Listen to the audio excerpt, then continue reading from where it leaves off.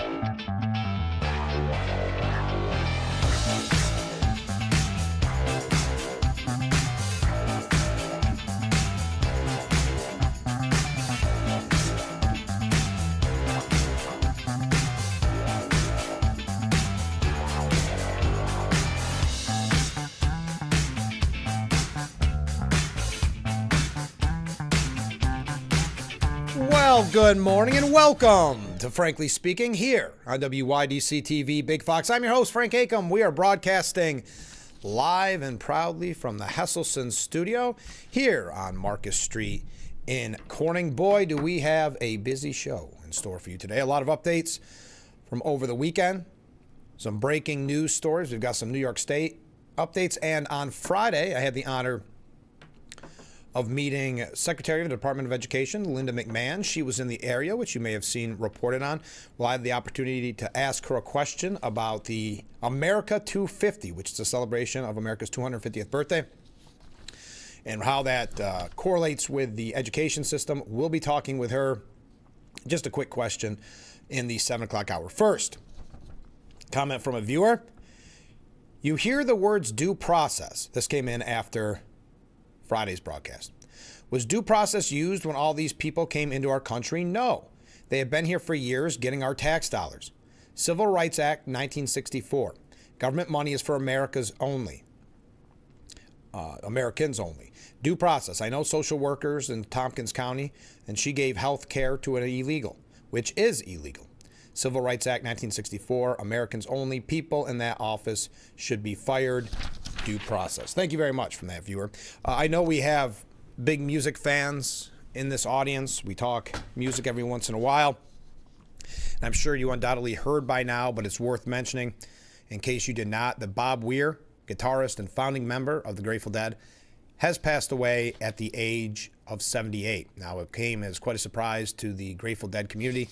I guess he had battled cancer, beat cancer, but then succumbed to an issue with his lung. A member of the Dead for its first 3 decades and keeper of the flame of the band's legacy for 3 more. Weir helped to write a new chapter of American popular music that influenced countless other musicians and brought together an enormous and loyal audience. Now, the question for Dead fans, and maybe we have some out there, where does it go from here? I mean, I know you have, the drummers that are left, but that's it. And of course, you know that Bob Weir was touring with John Mayer, with Dead and Company. So is this kind of the end of an era, or will someone like John Mayer keep carrying the torch? That's the question many are asking now. Okay, an update coming in late last night. A suspicious object was discovered during a security sweep at Palm Beach International Airport ahead of President Trump's departure from Mar-a-Lago on Sunday, prompting the Secret Service to adjust the presidential motorcade, its route. The discovery did not disrupt Trump's travel schedule, officials said, as agents evaluated the item and made security adjustments out of an abundance of caution. According to a press release by Carolyn Levitt, during advanced sweeps of PBI Airport, a suspicious object was discovered by U.S. Secret Service. Further investigation was warranted, and the president's motorcade route was adjusted accordingly. This kind of ties in with this threat from the left. We've seen so much violence coming from the left, and unfortunately, it has prompted, and I'm going to talk more about this later on, but Congressman Langworthy, you may have seen this breaking news from over the night, where here's the statement from our Congressman Nick Langworthy, who was, of course, a part of that tour and a part of that program with Linda McMahon. But he said in a statement coming in late last night, "The safety of my staff and the constituents we serve is my top priority. Due to repeated credible threats and calls for violence directed at me and members of my staff, starting Monday, my Jamestown district office will remain closed. I'm working closely with U.S. Capitol Police and local law enforcement to address these threats and to ensure appropriate security measures are in place. While the physical office will be closed, my team will continue to assist constituents remotely, and all of our offices' services will remain available. I appreciate the understanding and cooperation of the community as we take these necessary steps to protect everyone involved. We will provide updates regarding the reopening of the Jamestown office as more information becomes available." Now, we've heard of those threats made to Congressman Langworthy, specifically at that Jamestown office. We've reported on it in the past, and it's a shame. I know not everybody understands kind of the congressional office and what it's like. As someone that worked in a congressional office for a short period of time, but still did, I've seen really lives changed by the help of those in the office, the caseworkers. I've seen people that struggled with their VA benefits or Social Security benefits or getting a passport or these type of things. And really, through the help of the caseworkers and Congressman Langworthy, those issues were rectified, they were fixed. And I saw, as I said, lives changed. People break down in tears as the congressman helped break through the bureaucracy and the red tape. So it's a real loss. Now, I know, as he said in his statement, they'll still be working hard for the constituents, but it is a real loss to the people of Jamestown, especially those of an older demographic who may not be able to be as efficient with a computer, having an opportunity to go in person, hand the paperwork in, sign the release forms, these type of things. So the real threat of violence coming from the left is troubling, disturbing, and it is at this point now affecting people's health and lives. Also yesterday, it was reported, no way to segue between these, the U.S. Attorney's Office for the District of Columbia has launched a criminal investigation into Federal Reserve Chair Jerome Powell, probing doubts surrounding his congressional testimony on the renovation of the system's Washington, D.C. headquarters. The inquiry will focus on the accuracy of Powell's congressional testimony when he was characterizing the size and price of the renovation, according to the New York Times. Powell confirmed in a statement that the Department of Justice served grand jury subpoenas to the Federal Reserve, which, quote, threatened a criminal indictment related to his testimony, end quote. The Fed's two main office buildings, located in D.C.'s Foggy Bottom neighborhood, started the pricey $2.5 billion, yes, with a B, renovation back in 2022. That's when it started, $2.2 billion. The project is wholly funded by the system at no additional cost to taxpayers. The central bank covers all its own expenses through its own revenue, not congressional appropriations. That revenue is drawn from interest earned on government securities and fees charged to financial institutions. Powell previously told lawmakers that no one wants to do a major renovation of a historic building during their term in office. We decided to take it on because, honestly, when I was the administrative governor, before I became chair, I came to understand how badly the building really needs a serious renovation, adding the building is not really safe. Republicans have accused Powell of lying to Senate committees about luxury features that would be added during the renovation, including private VIP dining rooms and an outdoor terrace. White House officials claim the project would rival the Palace of Versailles in inflation-adjusted construction costs. Now, Powell is accusing the Trump administration of political intimidation. He claimed without evidence that the inquiries into the renovations and his testimony were merely pretexts for political interference in monetary policy. Quote, this is about whether the Fed will be able to continue to set interest rates based on evidence and economic conditions, or whether instead monetary policy will be directed by political pressure or intimidation, said Powell. Now, President Trump denied any knowledge of the investigation, telling NBC News, I don't know anything about it, but he's certainly not very good at the Fed, and he's not very good at building buildings. No, I wouldn't even think of doing it that way. What would pressure him is the fact that the rates are far too high. That's the only pressure he's got in reference to, is he using this as kind of a pressure campaign? But again, Powell saying that it is a form of intimidation. Now, we're going to go breeze through some things quickly. Comment from a viewer. Good morning, Frank. Well, good morning. I'm a little disappointed I missed your public service announcement, or I would have joined the march on Market Street to protest ICE on Saturday. That's sarcasm. Yes, I would have happily announced it if I was aware. I didn't learn about it until after the broadcast. I heard later in the afternoon that there were planned protests on Saturday. I guess I'm not in the loop with some of those organizations that plan those types of marches. I did see some video of it. I did see some people that participated in it. Looked like a decent maybe crowd, not a huge crowd. I don't know what they were putting the numbers at, so I'm not going to speculate because I wasn't there. But yes, there were anti-ICE protests on Market Street, and it happened throughout the country too, these anti-ICE protests. So it should come as no surprise, because if you recall at the beginning of Trump's second term, especially when it was getting summer and the weather was beautiful, these organizations were holding protests against Trump.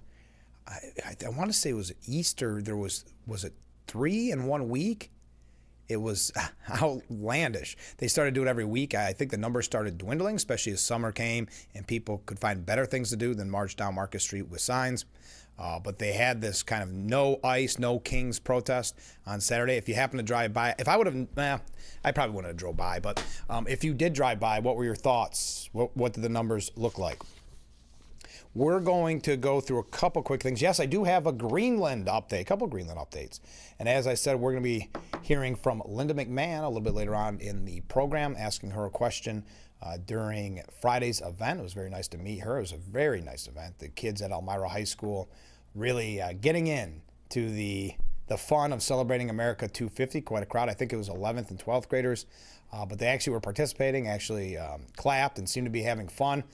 Not really any kind of foul moods that I saw, but there was quite a crowd, and it was a really neat event with Congressman Langworthy and Secretary of the Department of Education, Linda McMahon. All right, one last thing before we go to break. A January 6th rioter who went viral because he was photographed hauling then Speaker of the House, Nancy Pelosi's lectern around the Capitol building. Remember those photos? He has now announced he is running for office, and he announced it on the 5th anniversary of January 6th. Adam Johnson, a 41-year-old father of 5 sons, is campaigning as a conservative fighter for Manatee County's at-large commissioner seat, according to his campaign website.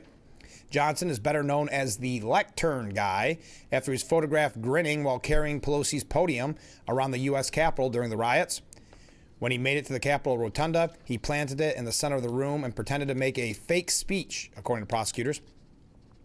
He pleaded guilty to entering and remaining in restricted buildings or grounds, a misdemeanor that landed him 75 days in federal prison, plus a $5,000 fine and 200 hours of community service. During his sentencing, Johnson admitted posing with Pelosi's lectern was, quote, a very stupid idea, end quote, but showed no remorse in the immediate aftermath. While he was driving home from Washington, Johnson boasted about how he broke the internet and was finally famous. I walked into a building, I took a picture with a piece of furniture, and I left, he told CBS News. You know the history of January 6th. By the time President Trump pardoned the rioters at the beginning of his second term, Johnson had already completed his sentence. He didn't lose any of his rights, including his ability to serve in public office, because he was convicted of a misdemeanor crime, not a felony. Johnson said that filing to run on January 6, 2026 was not a coincidence and was good for getting the buzz out there. His campaign website is riddled with complaints as he's grown tired of watching MAGA principles get ignored at the local level. He's running because conservatives deserve leadership that actually fights for them. Real conservative leadership that exposes corruption, protects taxpayers, and puts residents over special interests. Adam can't be bought, he can't be bullied, and he won't back down from exposing corruption wherever he finds it. He told the outlet that his psychology degree makes him the perfect person to deal with crazy people and cited his church work as hallmark of political preparedness. Another January 6th alum, if you want to call him that, Jake Lang, is running for Secretary of State Marco Rubio's vacant U.S. Senate seat in Florida. He was charged with assaulting an officer, civil disorder, and other crimes before he was pardoned by Trump. 3 other convicted January 6 rioters tried and failed to run for Congress back in 2024, all as Republicans. So there you are, just something that came across my desk. Running a little bit late. Keep those waves, keep those comments coming in. Did you see the anti-ICE rally in Corning? Did you happen to drive by? Your thoughts. Stay with us. We'll be right back with Frankly Speaking here on WYDC TV. Big Fox.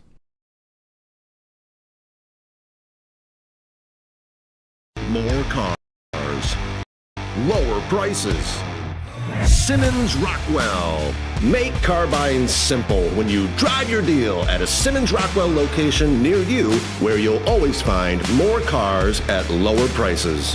When you're online, don't forget to visit our Facebook page at Big Fox News. Catch up on news from the Twin Tiers. Vote on the daily question and hear about local events. All on Facebook.com/Big Fox News. Hi, this is Tom Witzel, owner of Hesselson's in Amara Heights. At Hesselson's, we care about your well-being and overall health, whether it's relieving stress, muscle recovery, increasing circulation, or just revitalizing the body. Hesselson's now has 2 complete line of infrared and traditional rock saunas in our new and expanded showroom. Come in today and see why owning a sauna is the start of your new healthy lifestyle. Hesselson's is still locally and family-owned and operated in Amara Heights. After 70 years, it's still fun to poke in the corners at Hesselson's. State nearly $60 million towards improving key roadways across the southern tier. Many older homes are still at risk for exposing residents to high levels of lead. The Nani Hood Parent Resource Center once again brought the community together for its annual Halloween parade. Around the southern tier, Finger Lake stands out for its scenery and wine scene. This year's drive drought brought some positives to the crop. Lee Com Center is looking for fans to show up and show out.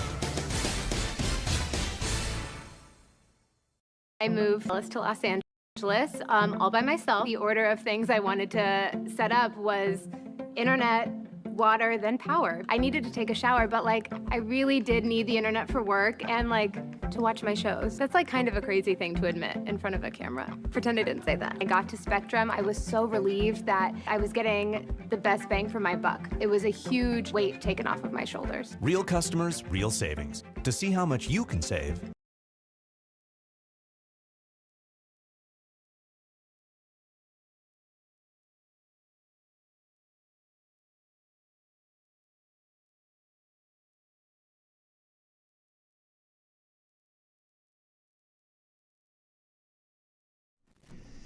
The Frankly Speaking Roof Cam, brought to you by Boss Security in Horseheads.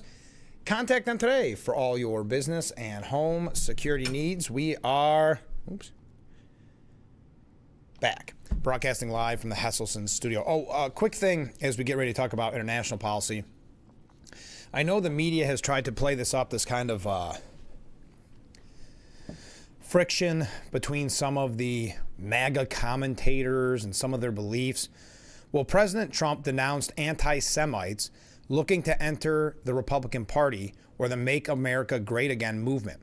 Speaking with the New York Times, the president said the Republican Party does not need anti-Semites in its ranks, noting his Jewish grandchildren. That ties in with, we know, back during the presidential election, Van Jones said that the Democrat Party is marbled with anti-Semitism, while the media has tried to portray the anti-Semites as coming from the MAGA movement, which is not the case, not historically the case.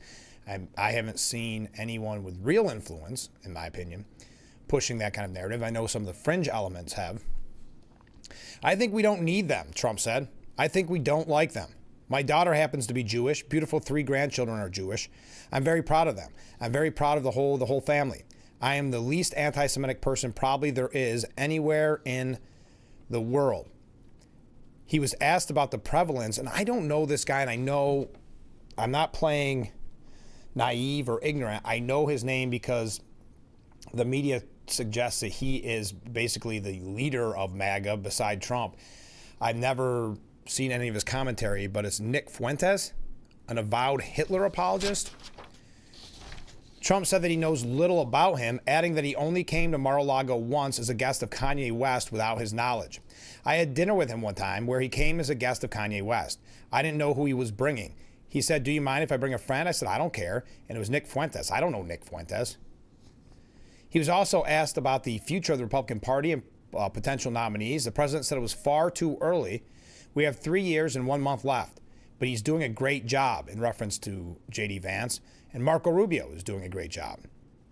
I don't want to do that, but they have great strengths, but somewhat different, but they're great. They're both doing a great job. I couldn't be happy with either of them. Okay, let's get to everybody's favorite. It's time to talk a little bit about Greenland. The Telegraph out of the United Kingdom says that Denmark's race to defend Greenland and why it may be too late. Copenhagen's $4.8 billion defense package is no deterrent against Trump's determination to annex the mineral-rich island. It would certainly be outrageous if Denmark, under pressure from the U.S. to show it can defend Greenland or risk losing it, had only bothered to knock together a dog sled this year. But in reality, Mr. Trump was, because that's in reference to, Trump said Greenland's defense is 2 dog sleds. This is just one piece of a wider $4.8 billion defense package earmarked by Denmark to address Trump's complaints that it fails to protect its territory from Russia and Chinese ships in the Arctic region. Denmark has pledged to station a radar system in eastern Greenland, as well as 5 new inspection ships to replace the aging Thetis-class vessels, a Poseidon-type patrol aircraft, and 4 long-range MQ-9B Sea Guardian air drones. The thinking in Copenhagen was that if huge amounts of new kit were rushed to Greenland, that Mr. Trump might back off his insinuation that the Danes cannot be trusted to protect it. Yet Mr. Trump, who seems determined to annex the strategic island with its rare earth minerals, might have a point about Greenland's weak defense after it emerged on Friday that none of this military equipment will be ready until the year 2031. To make matters worse, even if the delivery of the equipment were to be accelerated, and some items on the list ironically came from U.S. suppliers, none of those Danish ships and aircrafts would be much use in defending Greenland from a U.S. invasion or a coup in the island's capital. It appears to be a case of too little too late for Denmark, which has prepared the generous defense package to appease Trump's concerns about its Arctic structure posture against threats from Russia and China. Yeah, so Trump saying in that article, that opinion piece, too little too late, but Trump said the U.S. must acquire Greenland, not lease it, arguing the Arctic territory lacks defense, and warned that Russia or China would move in if Washington does not act. While speaking with reporters on Air Force One, and I see he was very busy on Air Force One, a lot of interviews, he was asked about Greenland and whether the U.S. had made an offer to acquire the territory from Denmark. He said, "I haven't done that. Greenland should make the deal because Greenland does not want to see Russia or China take over. Basically, their defense is 2 dog sleds. You know what? You know what their defense is? 2 dog sleds. In the meantime, you have Russian destroyers and submarines and China destroyers and submarines all over the place. We're not going to let that happen. And if it affects NATO, then it affects NATO. But you know, they need us more than we need them. I will tell you that right now." The president was also clear that his administration is not talking about leasing Greenland in a short-term deal, but only about acquiring the Danish territory. If we don't do it, Russia or China will. And that's not going to happen when I'm president.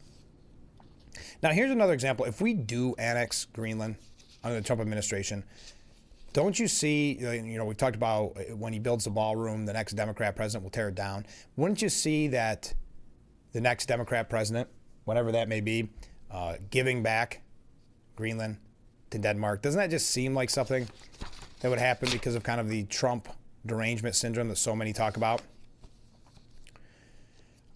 Now, Greenland, the leaders there said, "We don't want to be Americans. We don't want to be Danes. We want to be Greenlanders.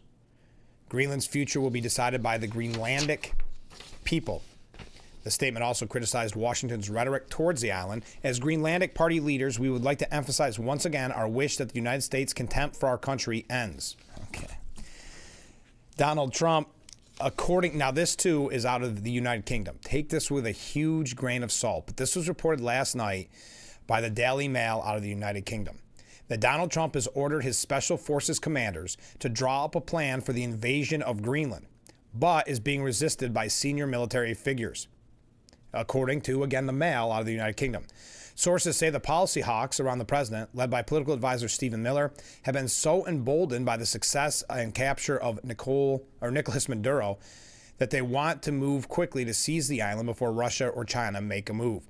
British diplomats believe that Trump is also motivated by a desire to distract American voters from the performance of the U.S. economy before the midterm elections later this year, after which he could lose control of Congress to the Democrats. I think that's a little presumptuous, meaning that that's why he would do that with Greenland this early on this year, and the economic numbers are looking better. So I think that's maybe a little disingenuous. But they're saying that this move would be the end of NATO, but as Trump said, if it affects NATO, it affects NATO. According to the sources, again, anonymous sources speaking for some reason to the Daily Mail, the president has asked the Joint Special Operations Command to prepare the invasion plan, but is being resisted by the Joint Chiefs of Staff on the grounds that it would be illegal, it would not be supported by Congress. One source said they have tried to distract Trump by talking about less controversial measures, such as intercepting Russian ghost ships, a clandestine network of hundreds of vessels operated by Moscow to evade Western sanctions, or launching a strike on Iran. Diplomats have wargained what they describe as an escalatory scenario under which Trump uses forces or political coercion to sever Greenland's link to Denmark. One diplomatic cable describes the worst-case scenario as leading to the destruction of NATO from the inside. Some European officials suspect that this is a real aim of the hardline MAGA faction around Trump. Since Congress would not allow Trump to exit NATO, occupying Greenland would force the Europeans to abandon NATO. If Trump wants to end NATO, this might be the most convenient way to do it. Now, under the compromise scenario, Denmark would agree to give Trump full military access to Greenland and deny access to Russia and China. Although America already has free access to the island, it would be put on a legal basis. Your thoughts on that, again, take it with a huge grain of salt. For domestic political reasons, Trump can start with an escalatory scenario which shifts to a compromise scenario. European officials fear that for Trump, the window of opportunity before the midterms is closing in the summer. Therefore, action is expected sooner rather than later. The NATO summit on July 7th seems like the natural timing for a compromise deal. The current concerns about an invasion are driven by the most extreme views coming from Stephen Miller. The UK's position will be key, whether it sticks closely with European allies or breaks ranks to sanction Trump's approach. The generals think Trump's Greenland plan is crazy and illegal, so they're trying to deflect him from other major military operations. They say it's like dealing with a 5-year-old. So that's the typical anonymous source quotes. That one coming out of the Daily Mail, out of the United Kingdom. Again, you've heard me say this a million times. Just because you sweep the floors at the Department of Defense doesn't mean you're an insider. But they'll say, we spoke with somebody at the Department of War, and they said X, Y, and Z. Well, that anonymous source, as I said, could be the janitor, could be underling, way underling. But I thought I'd pass that along to you. Anyway, now when we come back, some more international issues. We do have a few New York State issues. Governor Hochul's State of the State speech coming up at, is it today or tomorrow? I think it might be tomorrow. We also have a few things here locally that are worth commenting on. So keep your waves, keep your comments coming in on this Monday morning edition of Frankly Speaking here on WYDC TV. Big Fox, we'll be right back.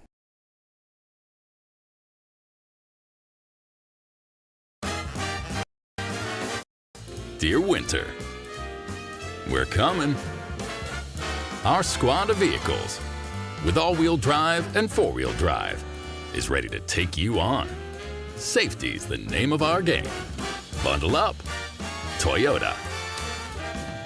Right now, you can lease a new RAV4 with all-wheel drive for just $279 a month. Find yours at Toyota.com. Toyota. Let's go places.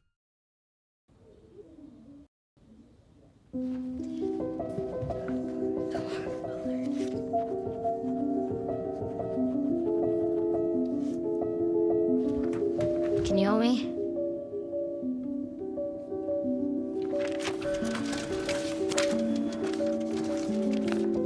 Mom, Dad, we're going out. Thank you.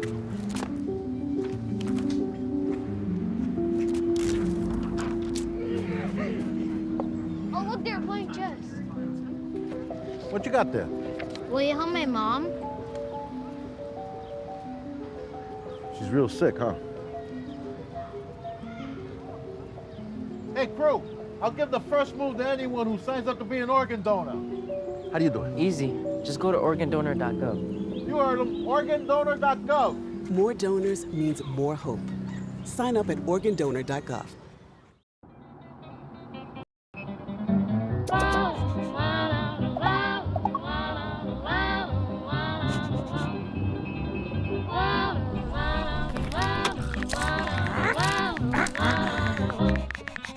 No, no, no.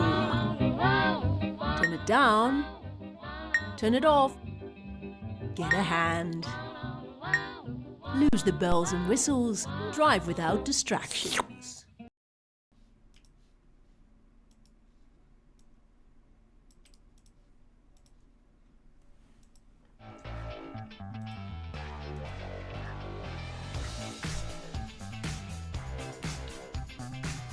The Frankly Speaking Roof Cam, brought to you by Boss Security in Horseheads. Contact them today for all your business and home security needs. We are back, broadcasting live from the Hesselson studio. Mark writes in, good morning, Frank. Well, good morning, Mark. Hochul's State of the State is tomorrow. Okay, I thought it was. At 1 p.m., so she can lie to the sheeple. Thank you, Mark. And we're going to have Assemblyman Phil Palmisano on the program on Friday to kind of recap it and see what he's seeing on the ground. So I thought it was tomorrow. I did, but I didn't have the article right in front of me. By the way, I saw a piece this morning. I don't want to talk too much about it, but Trump on Friday had mentioned about capping interest rates on credit cards at 10%, telling these companies put it 10% so people can kind of pay it off and not get into this huge debt. And now you would think that would be a positive in the media. Wow, 10%, that's going to help those who are struggling with debt. Nope, it's kind of that example that we use that if he cured cancer, they'd say he destroyed the pharmaceutical industry. In this case, they're saying that at 10%, that means that the credit card companies won't borrow or won't let people borrow that need the money the worse. So it's actually hurting. Capping credit card rates at 10%, it was actually hurting the poor. It's always interesting to see how they twist themselves up in that pretzel. Did you see that Trump suggested Marco Rubio could soon get another job, which would put him up to about a dozen? President of Cuba. He posted on Truth Social on Sunday when he saw a random user joke that Rubio could be Cuba's leader after the government there fails. Trump said, quote, "Sounds good to me." Now, if you haven't been following along, if you're not a big internet or social media user, Rubio has been kind of a star of memes where they show him in different outfits and the different tough jobs that Trump has put on his plate. They are pretty hilarious. Former National Security Advisor Jake Sullivan publicly last year said it's ludicrous to think Rubio could handle his duties as Secretary of State and National Security Advisor at the same time. But he's been doing a great job. We can all agree with that. Boy, the handling of Venezuela and capturing Nicolas Maduro and how he handled that press conferences and the subsequent interviews after. But the photos are usually him in a seat during the infamous February 28, 2025 Oval Office clash between Trump and Zelensky. Rubio looked visibly uncomfortable over the shouting match that played out in front of the cameras. Amid jokes of him landing another gig, the Secretary of State, an avid sports fan, publicly ruled himself out last week as head coach and general manager of the Miami Dolphins. He said, "I do not normally respond to online rumors, but feel the need to do so at this moment. I will not be a candidate for the currently vacant HC and GM positions with the Miami Dolphins. My focus must remain on global events and also the precious archives of the United States of America." Yes, because he's a national archivist as well. Trump's suggestion about Rubio taking the reins of Cuba comes as the administration is mulling over what to do with the Caribbean country. "If I lived in Havana and I was in the government, I would be concerned, at least a little bit," Rubio told reporters after Maduro's capture. The Secretary of State has underscored Cuba's influence within Venezuela and the fact that some of those guarding Maduro during the raid were Cubans. Boy, it's interesting to find out about those raids. Did you read that piece? I don't have it in front of me, but it was just like a handful of American troops wiping out so many soldiers. Not necessarily, there was quite a few killed Venezuelan soldiers, but also just the technology that we're learning about that the United States have is so superior. Some of the soldiers on the ground saying the rest of the world should be scared. There's nothing like it they've ever seen. I guess there's some weapon that they use that makes these soldiers on the ground, these Venezuelan soldiers and elsewhere, start to bleed from the nose, headaches, vomiting, these type of things. It was really interesting. But on Sunday, Trump put Cuba on notice, declaring there will be no more oil or money going to Cuba from Venezuela, and urging Havana to make a deal before it is too late. Cuba lived for many years on large amounts of oil and money from Venezuela. In return, Cuba provided security services for the last two Venezuelan dictators. Venezuela doesn't need protection anymore from the thugs and extortionists who held them hostage for so many years. Venezuela now has the United States of America, the most powerful military in the world by far, to protect them, and protect them we will. So there's your update on that. Paul, oh man, I am running so late this morning because I want to talk about Iran. Paul de Conoy writes, now is the time to seriously consider giving Cuba's communist thugs a final shove into the dustbin of history. Cuba looks like it's ready to fall, Trump told reporters yesterday. As the free world basked in the news of the president's ouster of Maduro, reporters wondered where Trump might project American power next. Colombia, Mexico, Greenland, they were all mentioned. Regarding Cuba, however, the president seemed ready to wait for the isolated island nation's communist government, now deprived of Venezuelan oil, to power its creaking electricity grid, and ancient American cars, to collapse on its own. But as Secretary of State Marco Rubio has hinted, musing that he would be concerned if he lived in Havana and was in the government there, the time has come to give Cuba's communist thugs a final shove. Cubans have suffered in poverty, despair, and terror ever since Fidel Castro entered Havana 67 years ago. Decades of American sanctions, the abrupt cutoff of Soviet aid in 1991, and extreme deprivation in recent years have not dislodged the regime, which holds a monopoly of force and relies on unfettered KGB-trained brutality to lord over its fearful populace. In a country that already routinely lacks electricity 18 hours a day, cutting off Venezuelan oil won't make Cuba's malevolent masters more likely to cede power. It will only make them more desperate to hold on to it. One should never underestimate the ability of a totalitarian regime to remain in power even under the most brutal economic conditions, said former CIA station chief in Havana. Simply put, the regime has the guns, the people have empty hands and empty stomachs. Recall how the commie relics reacted in July of 2021 when the biggest Cuban protests in a generation poured into the streets to protest devastating shortages of food and medicine. Mass repression quickly followed, with hundreds of Cubans jailed after secret trials or simply made to, quote, disappear. Now, without getting into this, because it is quite a lengthy piece, he says, with momentum on his side and an international community that could do little more than whine in protest, President Trump should take down Cuba's regime now and free its people from their decades-long nightmare. Now, Paul D. Conoy is the president of the Palm Beach Freedom Institute. There you go. All right, we're going to talk about Iran when we return. Stay with us. This is Frankly Speaking here on WYDC TV, Big Fox. What better way to start or end every day than relaxing in your very own Hesselson's hot tub? Massage therapy, relaxation, stress reliever, pain management, soothing muscles, or just spending time with a loved one. Hot water therapy really does make every day better. Hesselson's has been a part of this great community for over 70 years, still being locally owned and operated. So make the drive to Hesselson's and start making your path to a better life today. And after 70 years, it's still fun to poke in the corners at Hesselson's. This isn't your father's library. Create with the 3D printer. Release your inner audio engineer or sewing machine rentals, all with your library card. Go to getyourlibrarycard.com today. Give kids time. Just 5 minutes a day. Ask them how they're feeling. And listen.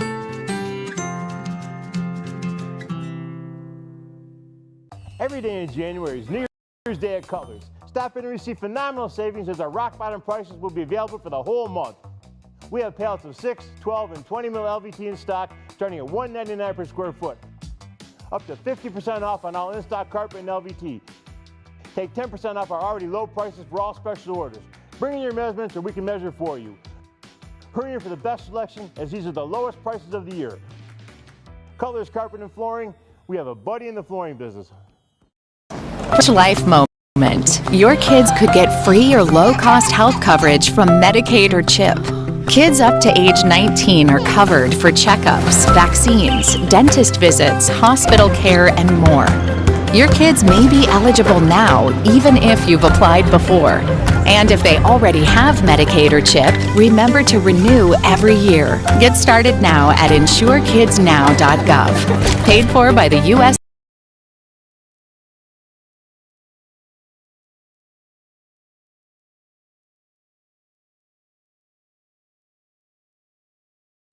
The Frankly Speaking Roof Cam, brought to you by Boss Security and Horseheads. Contact them today for all your business and home security needs. We are back, broadcasting live from the Hesselson studio here on Market Street. And Courtney, I received a great meme from a viewer. We were talking about the Marco Rubio memes where they dress him up in various outfits to make him look like he has another job. This one's him in a McDonald's uniform, and it says, Trump asked Rubio to cover his shift at McDonald's for a couple of days. And the picture of Rubio's perfect for it. He's always a little grumpy in the photo. It works perfectly. I see. Oh, yeah, okay. I see some comments coming in. I'm going to get you that answer to the viewer as saying good morning. Good morning. Could you please tell us again the address to mail checks for the Salvation Army? Yes. Could you give me just a second, though? I'll find it in the next segment, because it is not too late always to help the Salvation Army. But what I'll do is I'll get that going for you in the next segment. I'll look it up and get it so I can show it to you on the screen. I just don't know it off the top of my head. I apologize, but thank you. We know how amazing the Salvation Army is. Oh, and a wave. Andy sent in a wave. I appreciate that. I see some other comments coming in. We'll get to those in the next segment as well. Now, a U-Haul driver allegedly plowed into a massive crowd of protesters at an anti-Iran regime rally in Los Angeles on Sunday, injuring at least 2 people in a chaotic scene caught on video. Authorities responded to the scene where the U-Haul truck drove into a sea of an estimated 3,000 people at the large demonstration. The rental truck, which had the words "No Shah, no regime, USA, don't repeat 1953, no mullah," emblazoned on one side, was swarmed by protesters as tensions quickly escalated. Ooh, I could see why. The truck had both pro-Iranian regime and anti-Iranian regimes on both its sides. It is not immediately clear what pro-regime text was on the U-Haul. Some of the scrawlings appeared to warn against the U.S.'s involvement in Iran's anti-regime demonstrations, where nearly 500 protesters have been killed. At least 2 people were injured in the chaos and suffered minor injuries. Both declined to be transported to the hospital. Now, Iran is cracking down on their people and is getting very troublesome. Iran's crackdown on nationwide protests continued over the weekend, with reports of mass killings as demonstrations spread across the country amid warnings of drone surveillance. The Center for Human Rights in Iran claimed a massacre was unfolding, while the human rights activist news agency reported surveillance drones flying overhead and movements by security forces around protest locations, indicating ongoing monitoring and security control. Look at all these waves come in. We're already at 13 waves this morning. I appreciate that. Drones are indispensable reconnaissance, surveillance, and intelligence tools, said military drone expert Cameron Schell. They have given the Iranian government a distinctive upper hand in combating the protests. I doubt there will be any use of drones for direct strikes at this point, but I would not be surprised if, beyond surveillance, they were using drones to help position snipers and shock protesters. It does indicate the level of seriousness the government is implying towards the situation. And we know that they are starting to get concerned, and rightfully so. President Trump said he's not going to stand for the massacring of the protesters. The full scale of the violence has been difficult to verify due to a near total internet blackout. Iran's connectivity to the outside world remained at roughly 1% of normal levels, according to NetBlocks. The most conservative estimates indicate that at least 2,000 people may have been killed across Iran over the past 48 hours, said Iran International. The death of 544 people involved in the protests have been confirmed, with dozens of additional cases under review. HRANA said more than 10,681 individuals have been arrested and transferred to prisons. Protests have been recorded at 585 locations in 186 cities across all 31 provinces. Witnesses told Iran International that security forces appeared overstretched in some areas, relying on intimidation, warning shots, and force. In other locations, particularly in southeastern Iran, rights groups said security forces fired directly at protesters in Zadan after prayers, wounding several people. The regime, in fear of the people, deployed drones to monitor and control demonstrations, said Ali Savav, a member of the National Council for Resistance of Iran. In other areas, there were clashes and assaults from the suppressive forces. Iran would not be unique or advanced by Western standards in using drones, but they are advanced in their tactical understanding and effectiveness of using them. This drone deployment 100% signals more danger, as if for no other reason. It enables the regime to know when and where to deploy resources. It helps track specific people or groups who flee protest sites. They could also be using cells for tracking and listening, so they could track protesters' cell phones who were at the protest site. They said Iran relies largely on small, domestically produced systems. I'm not going to get into the tech aspect of the drones themselves, but protests began on December 28th over Iran's economic collapse. We learned last week that they were giving a stimulus to their people of $7, I think it was a month. President Trump renewed warnings to Tehran, saying Iran is looking at freedom, perhaps like never before. The USA stands ready to help. President Donald J. Trump. We're going to tell you more about what Trump had to say about this.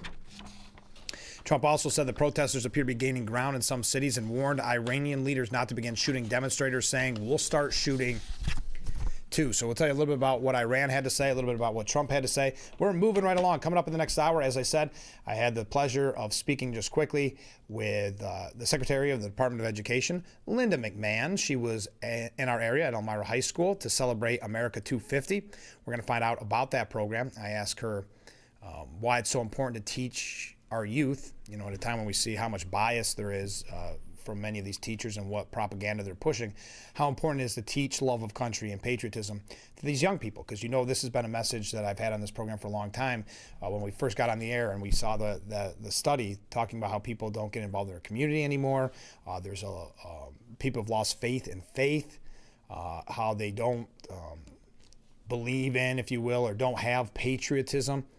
So how important it is to teach this patriotism and teach this love of country to the youth, the future generation. So we're going to ask Linda McMahon about that. We talked to her on Friday. We're going to hear that coming up in the next hour. But right now, we do have to take a short break. Stay with us. We'll be right back with Frankly Speaking after this.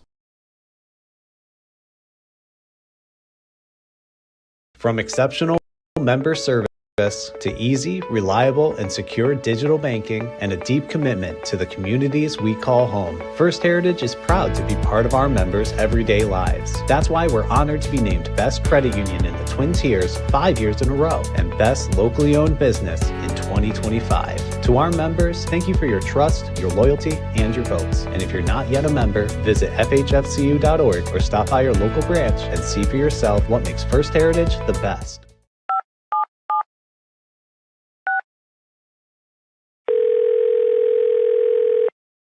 Yeah, hello. I'm really not sure if this is what you all do, but I really don't have anywhere else to turn.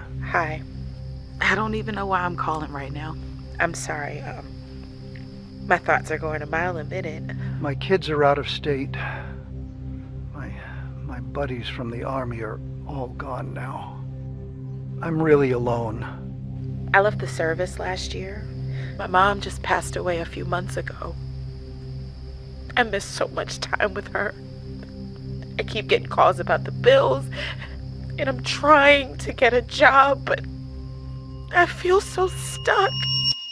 Okay, ma'am. I'm glad you called. Okay, sir. Let's stay on the line and walk through some things. Thanks. Okay. Thanks a lot. Thank you.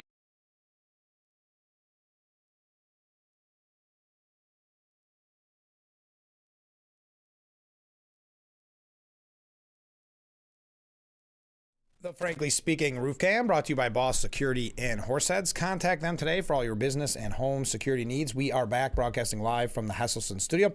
To the viewer that asked where they can send their check for the Salvation Army of Corning, here we go.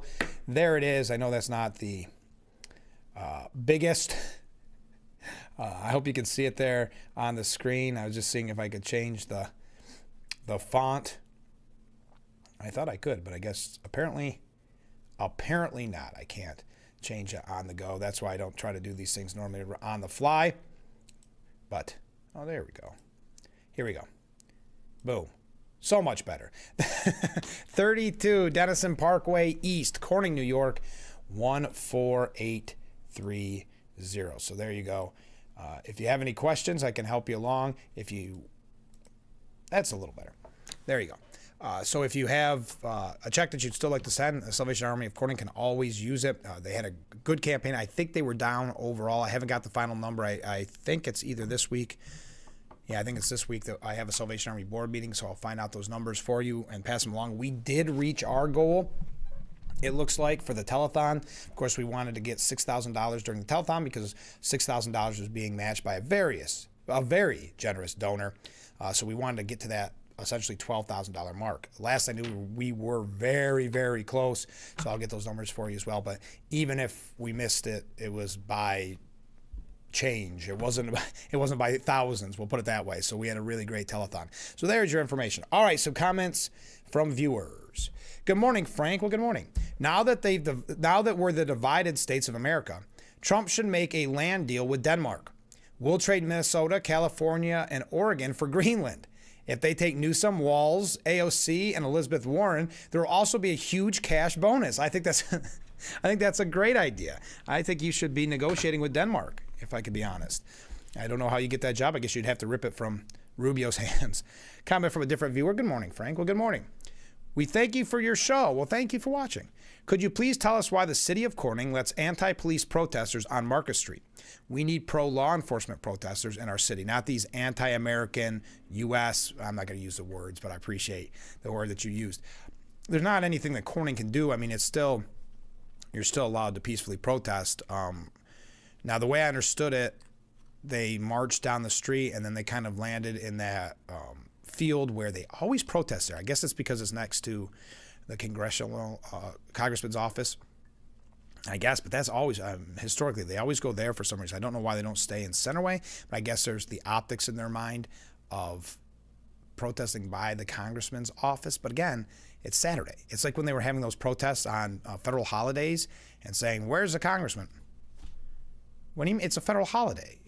So they keep setting themselves up in this weird way to protest an office where no one is going to be working. It's very strange, but that's a good thing, because we saw the threats, and we talked about it in the very top of the program, where Congressman Langworthy has been forced to close his Jamestown office because of so many threats made against him and the staff.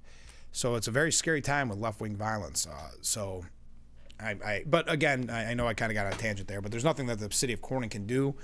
They still have a right to protest. But I do agree with you. It would be nice to have a pro-law enforcement protest in the city, not just the kind of anti-ICE, anti-American. And they have those protests all the time. I mean, there's one every Monday. That's not very big, but every Monday there's one by the congressional office. It's normally about a whole kind of hodgepodge of issues. That's been pretty consistent since the beginning of the Trump administration. Second term. But yeah, there's a lot of protests on Market Street, turning into a mini Ithaca. Stay with us. We'll be right back with Frankly Speaking, wrapping up hour number 1 after this. You don't have time to go to the gym? The health club is not an option? Come to Hesselson today and see why swim spas and fitness systems can fit into anyone's yard and budget. 12-foot, 14-foot, 15-foot, 18-foot dual temperature hot tubs and swim spas are all on display in Hesselson's indoor and outdoor showroom. Try before you buy. 0% interest-free financing options are available on every Hesselson swim spa. Swim and exercise year-round and start making every day better. After 70 years, it's still fun to poke in the corners at Hesselson's. Month after year, even decades, you've paid into the insurance system. You've done your part. But when you're seriously injured in a car accident or another tragedy, that system turns its back. Insurance companies care more about pumping up profits and stock prices than paying for your medical bills, your lost wages, or your recovery. At WYDC Injury Law, we fight to make them pay what's fair. If you've been hurt in New York or Pennsylvania, call 607-500-HURT. Don't let the insurance companies win. No matter where you are, too many kids are going hungry and without. Together, we can help children thrive. Feed the Children is committed to creating an America and a world where no child goes to bed hungry.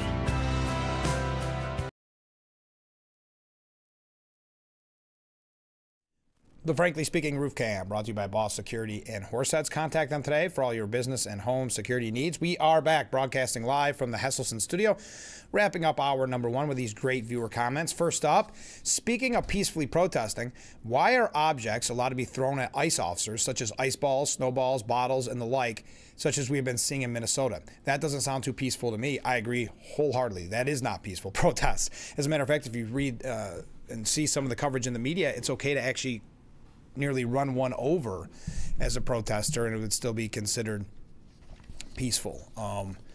That the ICE officer is the bad guy in that scenario, according to media accounts. Comment from it, so they're not peaceful protests. Simple as that. Thank you.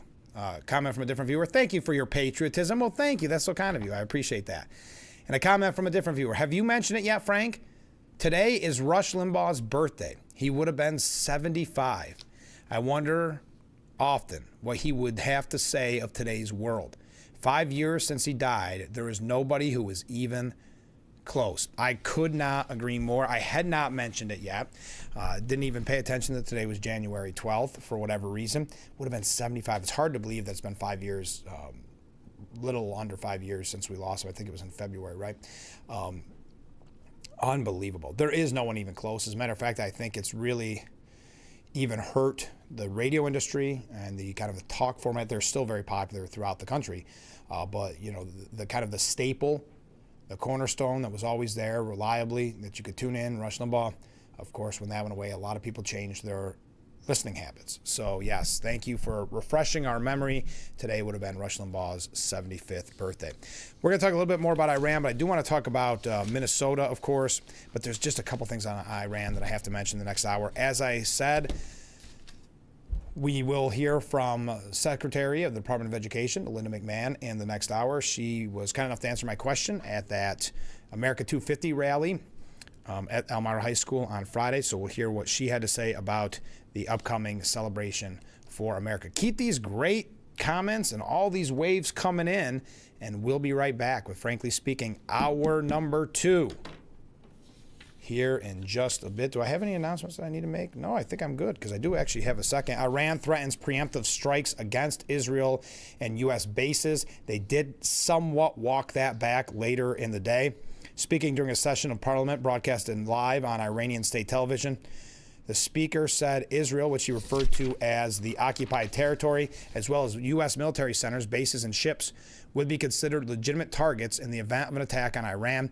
We do not consider ourselves limited to reacting after the action. We will act based on any objective sign of threat. So threaten to preemptively strike. Oh, hey, coming up in the next hour, we're going to hear Ken's recap of the Sunday shows. Ken, I thought you were giving up on them. I thought your New Year's resolution was no more Sunday shows. We look forward to it. It's helpful for us. I don't want you to stop watching it.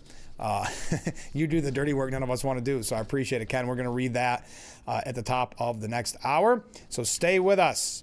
Hour number 1 in the books. Hour number 2, mere moments away. We'll be right back.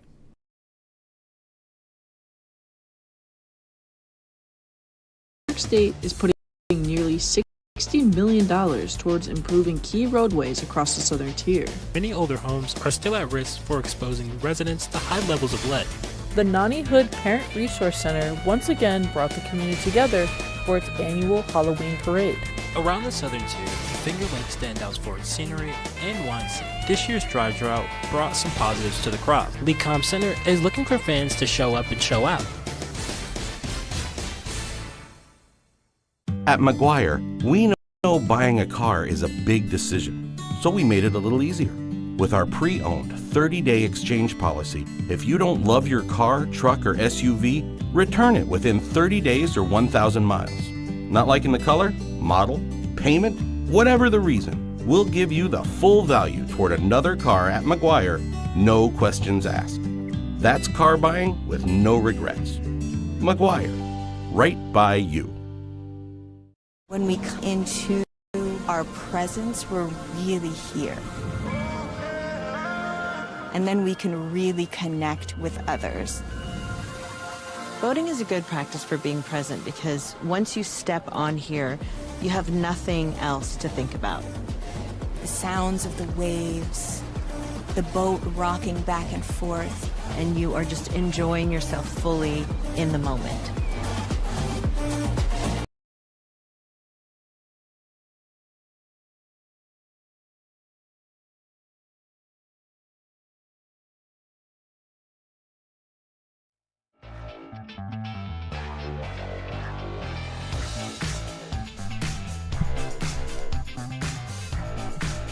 We welcome you to hour number 2 of Frankly Speaking here on WYDC TV Big Fox. I'm your host, Frank Acom. We are broadcasting live from the Hesselson studio. Coming up here in just a second, we're going to give Ken's rundown of the weekend shows. First off, from a viewer, I still miss hearing Rush and now miss Charlie Kirk so much, and Herman Cain as well. All fantastic humans and a big void for me. I with you 100%. I miss that noon. It was like clockwork, right? I'm not saying you could catch it every day, but there's nothing better than sitting there and turning on the radio, especially if you had work to do or you were making a long drive and turning on Rush from noon to 3. I did not have an opportunity to listen to Charlie Kirk's show all that much, but I heard fantastic things about it. Herman Cain was a great program. He wasn't on for too long. Had the opportunity to meet him in Ithaca, of all places. What a wonderful guy. Herman Cain was nice. I interviewed him, I want to say once, but it might have been twice on my old radio broadcast. Just a down-to-earth, wonderful guy. And I haven't thought of him in a little while. So thank you for sending that in. And yes, today would have been Limbaugh's 75th birthday. Hard to believe. All right, Ken writes in, on Meet the Depressed, Tom Homan was on. Welker did her best to paint ICE as being out of control. Tom stated the facts and wouldn't enter into her hyperbole. You can put Democrat Senator Chris Murphy's name into the 2028 Democrat presidential primary. Oh, really? He's got that kind of delusions? On Meet the Depressed, he did more than his Democratic duty, bashed the entire Trump administration. Minneapolis Mayor Jacob Frey was on. He also did his Democratic duty of bashing ICE and the Trump administration. What a joke this guy is. Yeah, his only real claim to fame is that he swears a lot. Anyway, one of his most erroneous comments was that he is very proud of his city's sanctuary policies because his city has only had 2 murders so far this year. For anyone that didn't watch, the panel earned their money. They did the usual Trump bad, Trump bad, Trump bad chant. On This Week with George Stephanopoulos, or Snuffleupagus, Martha Raddatz opened with stating that a mother of 3, a citizen, was shot and killed by an ICE agent. Democrat Senator Tina Smith said that the Trump administration is fomenting violence and she won't fall into doing the same thing, as she bashed Trump and called ICE lawless and praised the protesters. Obama's head of ICE tried to push the idea that Trump's ICE has changed not how ICE typically engages the community. Rand Paul was on. He did his usual for and against Trump. On To Face the Nation, Brennan had Ilhan Omar on. She told a story of masked men stopping cars and violently pulling citizens out of their cars. She said that the mother of 3 that was killed by ICE was scared and trying to get away, and that what she was doing was acceptable. She said that there was no justification to have ICE in the city or stop federal funding. Brennan said that CBS did their own investigation and found no fraud in the child care community. Really? Unbelievable. Is that the one where they made the phone call and one person said there wasn't and they were happy taking it at that? And notice they've used what happened in Minneapolis to no longer report on the fraud. Boy, that's amazing that they can lie straight to you with that.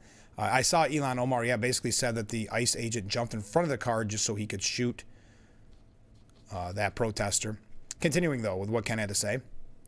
Energy Secretary Chris Wright was on mainly to discuss Venezuelan oil. Brennan tried to get him to say Trump is taking the oil for his personal and his supporters' enrichment. He explained in detail the facts and that what she was saying was not true. Tim Kaine was on bashing Trump on illegally attacking boats and invading Venezuela. Surprisingly, he was okay with the attack on al-Qaeda and said was within his presidential powers.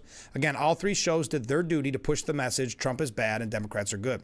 I don't know which would be more difficult, to persuade the legacy media and Democrats to do the honorable thing and to be truthful with the American people, or to enlist Wonder Woman to use her lasso of truth to force them to tell the truth. I think they're both about it. We've got about as good a chance on both of them. It's probably a push.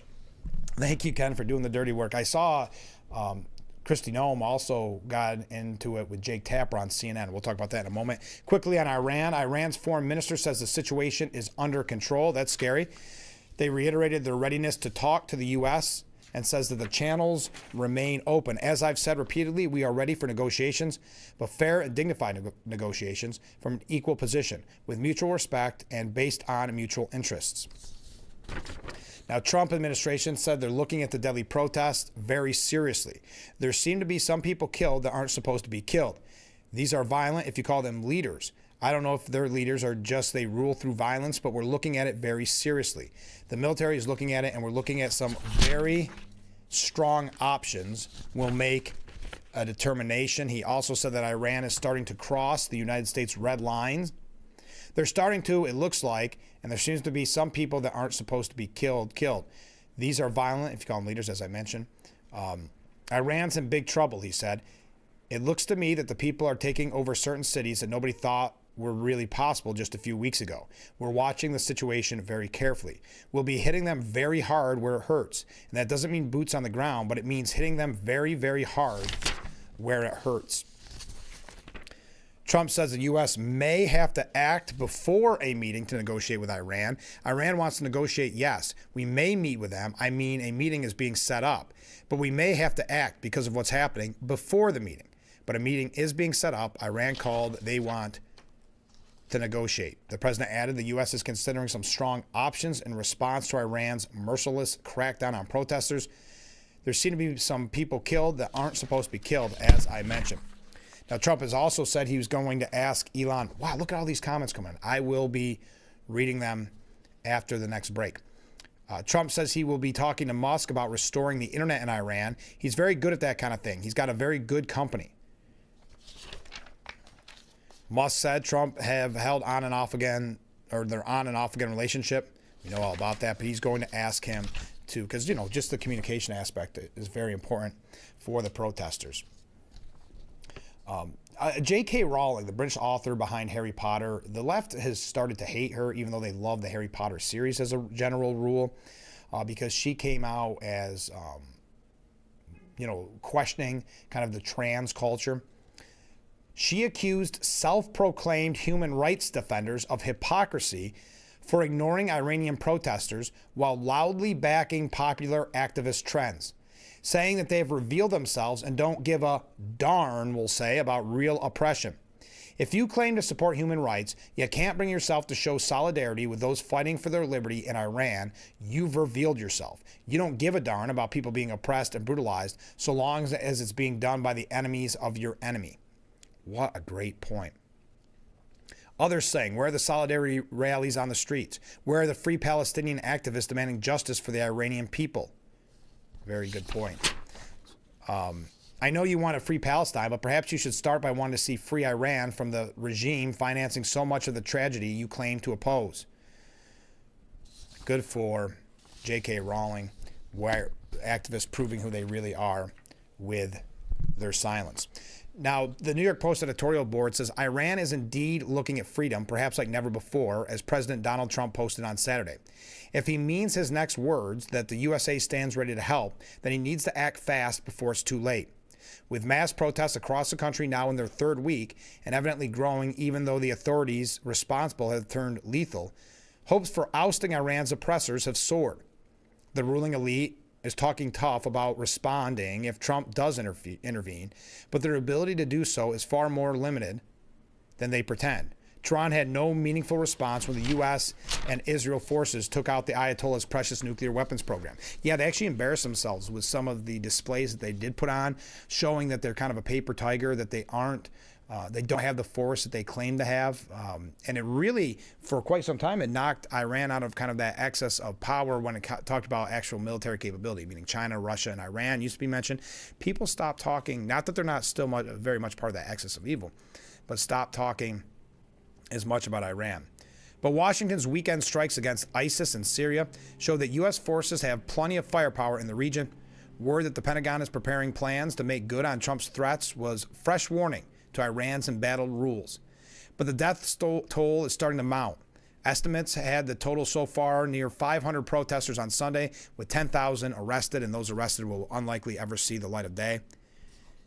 Including his repost of Senator Lindsey Graham's warning that Tehran's brutality against its own people will not go unchallenged, the president has now vowed to help the resistance at least 3 times. Already, the regime is unsure if the security forces will obey orders for all-out massacres.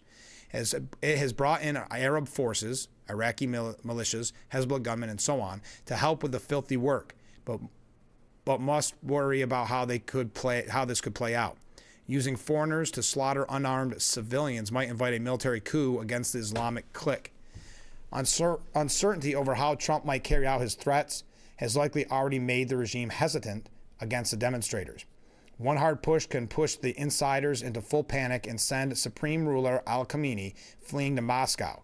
It's time for concrete U.S. action, say taking out 2 or 3 top leaders, perhaps along with cyber attacks against the Revolutionary Guard and other regime mainstays. Nothing's guaranteed, but fortune favors the bold, Mr. President. Don't just stand ready. Help Iran's forces of freedom now. Now, Manny Bazard says that the end is near for Iran's mullahs. As a wave of protests swept across Iran, the internet has completely shut down. And it goes on here, but basically saying that if you look at the people on the street and the protests and their dedication and their resistance, that Iran mullahs' days are numbered. Oh, okay, one quick thing about Venezuela before we take a break and start talking about Minnesota.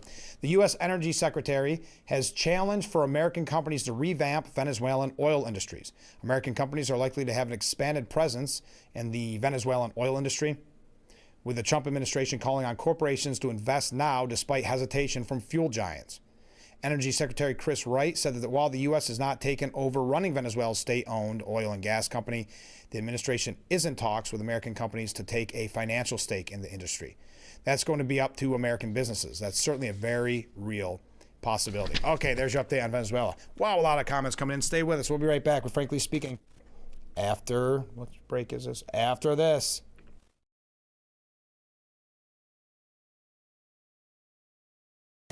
Give your home a fresh start to the new year with savings up to 30% during the New Year New Style sale at Raymore and Flanagan. Upgrade your entire home for less. Find the perfect sofa, sectional, dining set, and bedroom set, all up to 30% off. Bring your vision to life instantly with delivery in 3 days or less on in-stock items. Get comfortable and save up to 30%.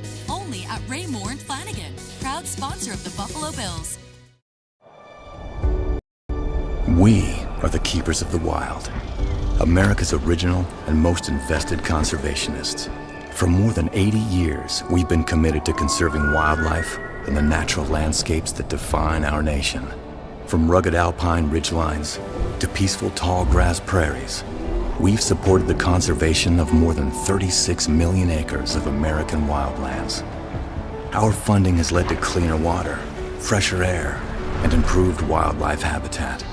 From abundant fish and waterfowl populations to robust deer and elk herds, nothing is more important than maintaining wild spaces for adventurers to explore and wildlife to thrive.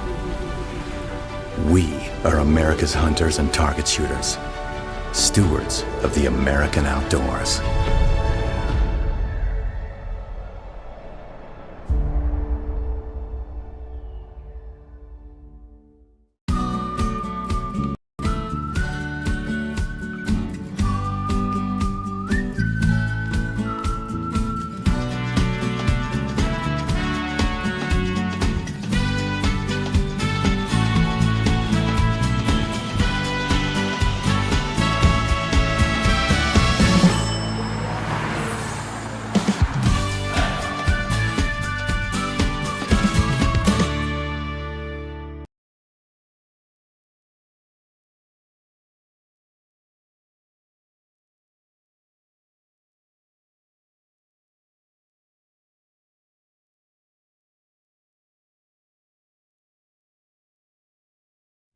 The Frankly Speaking Roof Cam, brought to you by Boss Security in Horseheads.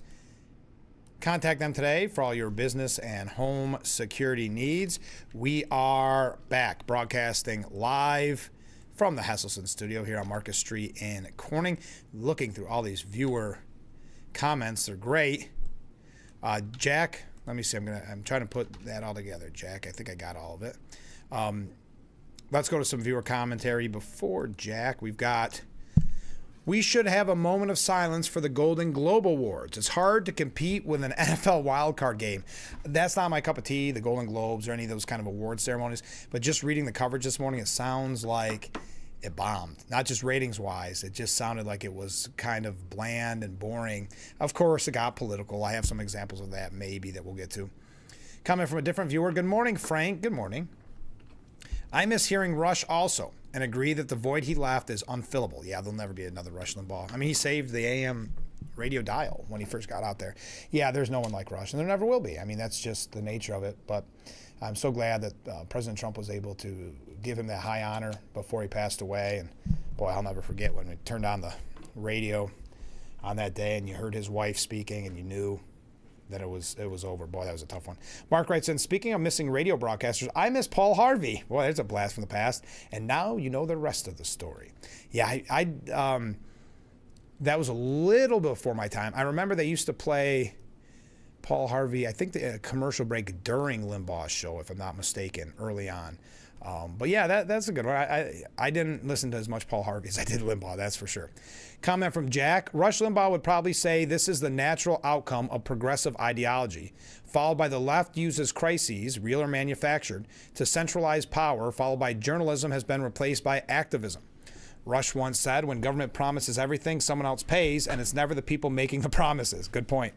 Jack continues, Rush will always be with us in some form, whenever government gets out of whack.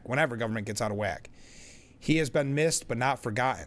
God's gift of political sanity and meaningful commentary. I agree, Jack. It's a tough one, and I'm glad the viewer sent in that today would have been his 75th birthday. Hard to believe.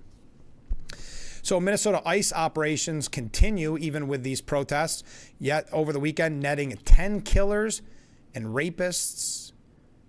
The Trump administration has arrested hundreds of criminal illegal aliens since kicking off the largest immigration enforcement operation ever deployed in Minneapolis, including monsters convicted of heinous crimes like murder, sodomy, and raping of children. Immigration and Customs Enforcement announced the latest roundup of what it called the worst criminal offenders in the world, while blasting local officials for upholding policies that have made the Twin Cities a magnet for vicious predators. Quote, Minnesota Governor Tim Walz and Minneapolis Mayor Jacob Frey are encouraging this behavior with their rhetoric of lawlessness, while their sanctuary policies continue to ensure that the worst of the worst criminal alien offenders flock their state in a vain attempt to escape justice. The agency, which sent over 2,000 officers to Minneapolis in the last week alone, also hit out at violent rioters and agitators for trying to protect such criminals by interfering and obstructing ICE operations. Some of the worst criminal illegal aliens arrested by ICE. I'm not going to go through each one. I could give you their whole story. I don't think you want that. It's pretty graphic. But now in New York City and throughout, we talked about it. If you're just joining us, there were anti-ICE protests here in the city of Corning on Saturday. Someone asking why I didn't promote it. I would have been happy to promote it. I didn't know it was happening. I didn't hear about it until after Friday's broadcast. I am not in the loop in some of those groups that organize said protests. But in New York City, anti-ICE protests drew about 2,000 people. One demonstrator saying, I'm here today to overthrow Trump's Gestapo, which is ICE.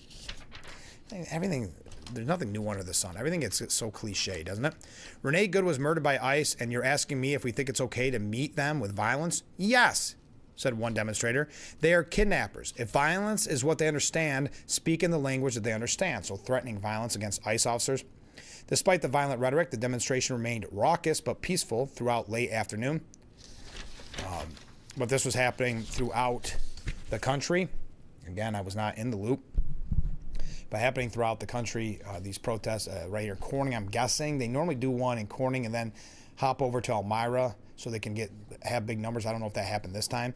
Now, billionaire Bill Ackman, he left a hefty $10,000 donation on GoFundMe for the ICE agent who fatally shot Renee Nicole Good. And we talked about this last week, but you know they are trying to destroy that ICE agent. He has been doxxed by some in the media, mostly out of the United Kingdom. So his information, his family's information, these type of things are now out there. And that's done so that he's unfortunately harassed, intimidated, or, God forbid, even worse. So billionaire Bill Ackman gave $10,000, a donation on the page set up for Jonathan Ross, who federal officials said was the Immigration and Customs Enforcement officer who fired fatal defensive shots at the anti-ICE protester and mom of three, boasts a top donation from a man named William Ackman. After hours of online speculation, Ackman came forward saying, "I am a big believer in our legal principle that one is innocent until proven guilty. To that point, I supported the GoFundMe for Jonathan Ross and intend to similarly support the GoFundMe for Renee Good's family. Her GoFundMe was closed by the time I attempted to provide support." The GoFundMe supporting Good's widowed wife and her children was closed by the organizer after it received more than $1.5 million in donations. Ackman said the whole situation is a tragedy, and an officer doing his best to do his job, and a protester who likely did not intend to kill the officer, but whose actions in a split second led to her death. Our country is stronger if we work together to resolve the complex issues that are tearing us apart. Now, as I mentioned, as Ken was we're going to take a break. Keep all these great comments coming in. But Ken had done the recap of the Sunday shows. Well, Kristi Noem clashed with Jake Tapper over the Minneapolis shooting. We're going to talk about that. As I mentioned, we do have some New York State issues to get to as well. So we'll probably talk a little bit more about Minnesota. When we come back, we're going to hear from Secretary of the Department of Education, Linda McMahon. I had the opportunity to speak with her on Friday at just an amazing event. If you didn't see the coverage of it, she was in town for America 250 event, which I didn't realize, but America 250 has some connection to Turning Point USA, Charlie Kirk's organization. But this is to celebrate America's 250th birthday, if you will, and some of the neat activities surrounding it. Well, Linda McMahon was at Elmira High School. They had a really fun program. I'll tell you more about it before we play her clip in the next segment. So stay with us. We will be right back with Frankly Speaking after this.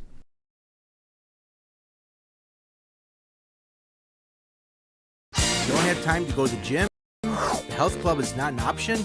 Come to Hesselson today and see why swim spas and fitness systems can fit into anyone's yard and budget. 12-foot, 14-foot, 15-foot, 18-foot dual temperature hot tub and swim spas are all on display in Hesselson's indoor and outdoor showroom. Try before you buy. 0% interest-free financing options are available on every Hesselson swim spa. Swim and exercise year-round and start making every day better. After 70 years, it's still fun to poke in the corners at Hesselson's. Did you know that children growing up with poor air quality have smaller lungs and higher rates of asthma than children that grow up with good air quality? And unfortunately, poor communities have poor air quality. IQ Air Foundation is working to change this.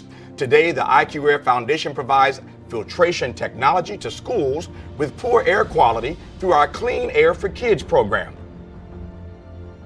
Our goal is to help over 50,000 school children every year breathe over 90% cleaner air indoors, helping to level the playing field, reduce barriers to learning, reduce sick days, and increase test scores. Mitigating poor air quality is key to environmental justice. Help Clean Air for Kids reach more children at IQAirFoundation.org.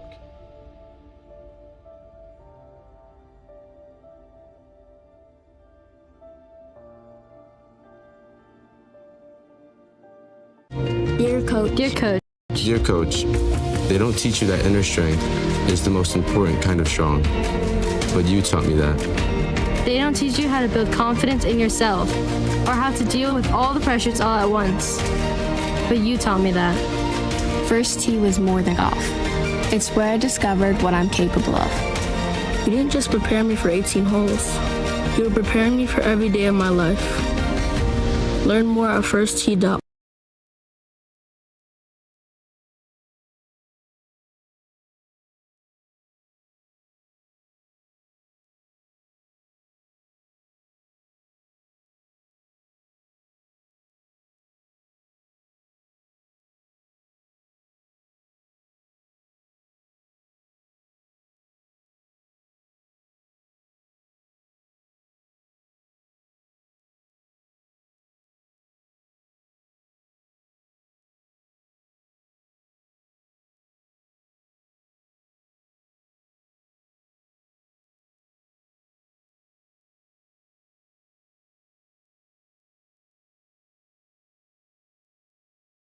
The Frankly Speaking Roof Cam, brought to you by Boss Security in Horseheads. Contact them today for all your business and home security needs.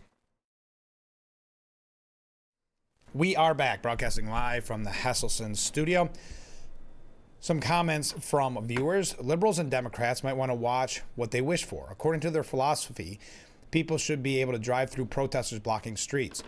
This is something that will happen. It's not good. It happened with that Iran protest. Was it New York or LA? Yeah, the calls for violence are disturbing. Okay, comment from a different viewer. What would Rush say about the Renee Good incident? I think he might suggest tongue-in-cheek, noting the demographic of the anti-ICE agitation. Okay. Yeah, I appreciate your point, but I'm not going to read it on the air, though. I do appreciate it, but that's a tricky topic. All right, Ken writes in, I can't remember who said it yesterday, but one of the talking heads said that Fox published a list of the illegals that had been deported, and including the crimes that they committed.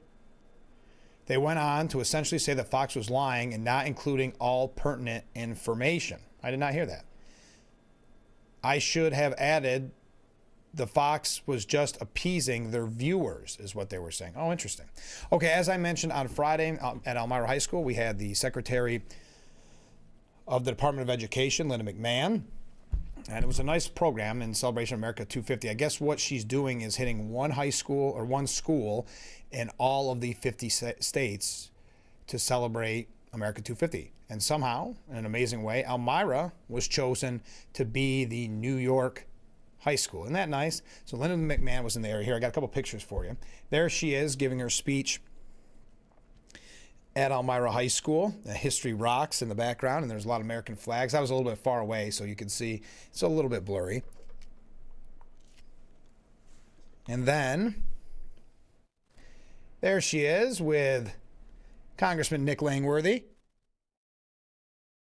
Nice pictures. Okay, so I had the opportunity, because we like to get interviews on this program, I had the opportunity to speak with her, just a quick little response, but asking her about America 250. How important is it to teach the love of country and patriotism to the young people in the education system, especially during the 250th anniversary? It's incredibly important. What I found when I've been traveling the country, and even before that in reports, that kids don't know civics. They don't know about our country. We've stopped teaching civics. And it's one of the things that I'm really focusing on, and also focusing on literacy, because kids also can't read. Only 30% proficient in 12th grade and 8th grade. I think we have failed our students, and we must make sure that they can read so they can be successful. Thank you to the Secretary of the Department of Education, Linda McMahon, for a quick little, I guess you could say, interview here on Frankly Speaking. But it's very nice to talk to her, very nice event, and we want to thank her for being in our area and had such nice things to say about the school.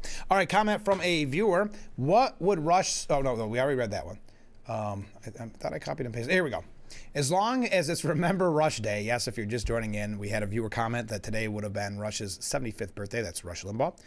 I'll share that I was listening to the show when his wife opened and shared the news of his passing. They then went to Ray Charles' version of America the Beautiful. I've never shed a tear for a celebrity, but Rush was the exception. He genuinely loved this country and cared about its preservation. I listen to Clay and Buck often, but there's nothing like Rush just yet. I don't know if there'll ever be anything like Rush ever again. I'm not saying there was not going to be other big stars. I was kind of disappointed Mark Stein didn't take over. I always thought he was my favorite fill-in when Rush was away. I don't know. I haven't even really heard him in the news lately. Is everything all right? He was, I know he's Canadian, but I don't think that makes a difference. I really liked his, when he would fill in for Rush. He kind of had a similar sense of humor. I have not had an opportunity to listen to much of the new, as you said, it was Clay and Buck, but I agree with you. I happened to be riding home, and I don't remember where I was coming from, and I turned on the radio, and when I heard his wife, I instantly thought, this is horrible, and it was a tough one. It was America the Beautiful, just what she had to say, because you knew it was a matter of when. You didn't know when, but you knew it was only a matter of time when Rush would be passing, but boy, That's a tough one. I can still remember very vividly. Listening where I was even, travel-wise, in the car and like that. So, yes, I appreciate all this. Keep them coming in. Now, Kristi Noem, the Secretary of Homeland Security, got into a fiery clash with Jake Tapper on CNN while defending Immigration and Customs Enforcement's fatal shooting of Renee Good. Telling the left-wing host, Jake Tapper, she said that he can't change the facts just because he doesn't like them. Tapper grilled Noem about how she could make swift conclusions, such as calling Good a domestic terrorist and defending ICE officer Jonathan Ross just hours after the shooting. Noem said, "Everything that I've said has been proven to be factual. I decided that the department and the people of this country deserve to know the truth of the situation of what has unfolded in Minneapolis." The CNN host then harped on Noem's initial reaction to the tragic shooting that took place last Wednesday, in which she claimed the ICE officers were attempting to push out their vehicle and a woman attacked them and those surrounding them and attempted to run them over. "That's not what happened," Tapper insisted.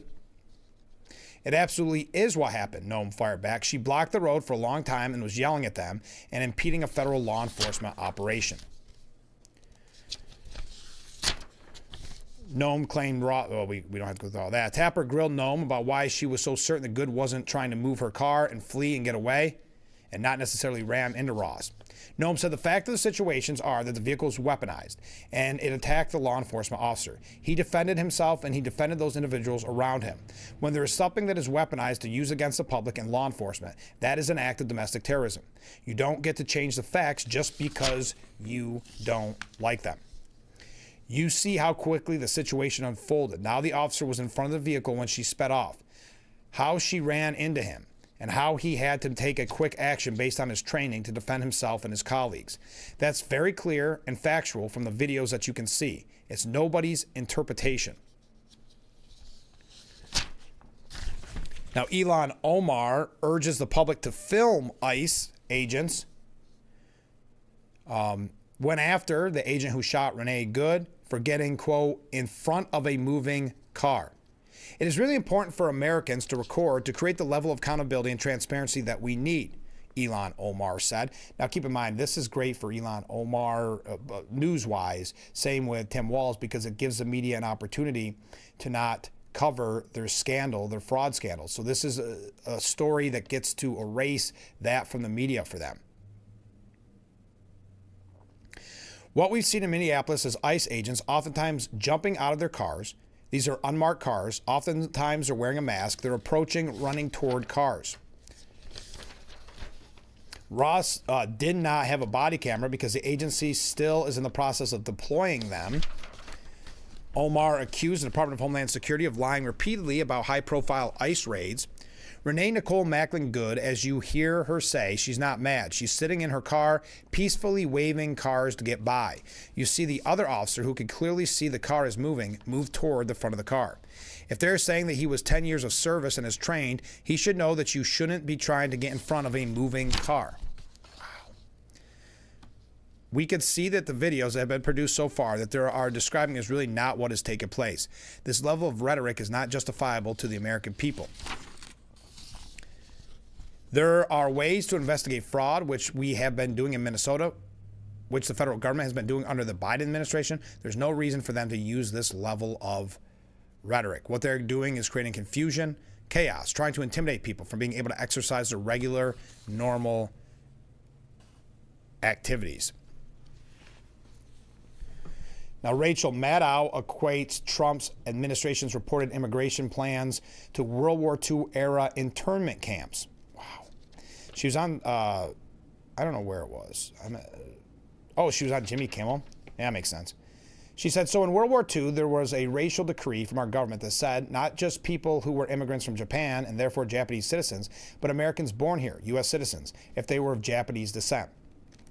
If they had any Japanese racial lineage, they were expelled from the west coast of the country, and more than 120,000 of them were locked up for years.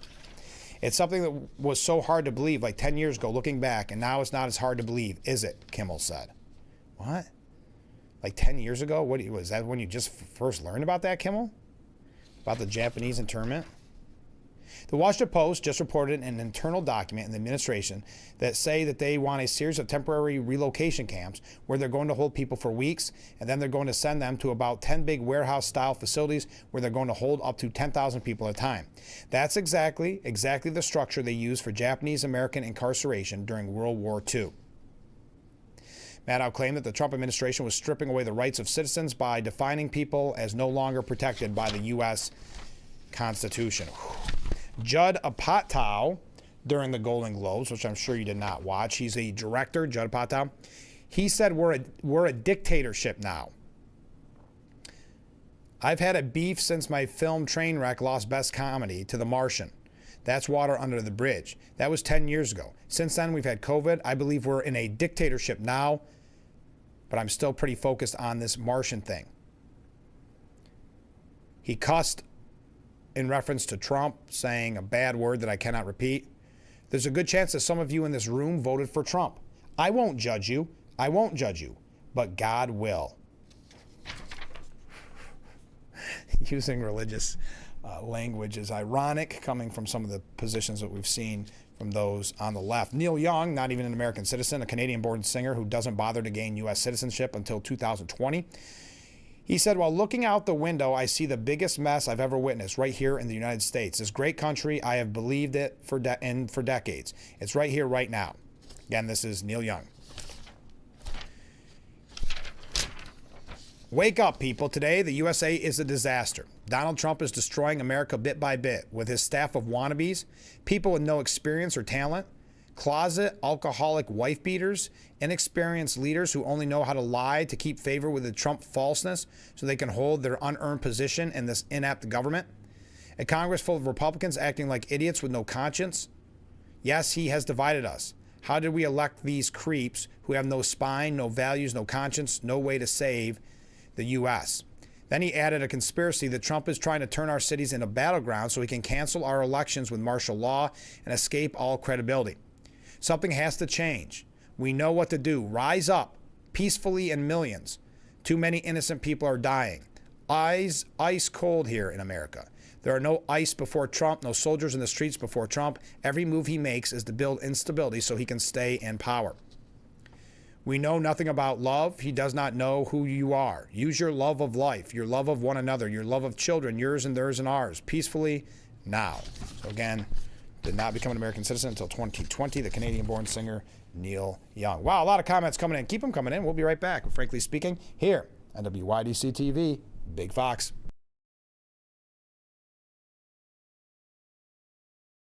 When you're online, don't forget to visit our Facebook page at Big Fox News. Catch up on news from the Twin Tiers. Vote on the daily question and hear about local events. All on Facebook.com/Big Fox News.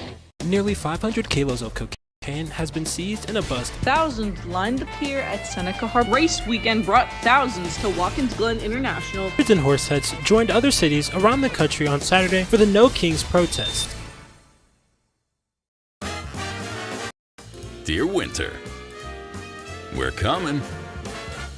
Our squad of vehicles, with all-wheel drive and four-wheel drive, is ready to take you on. Safety's the name of our game. Bundle up. Toyota.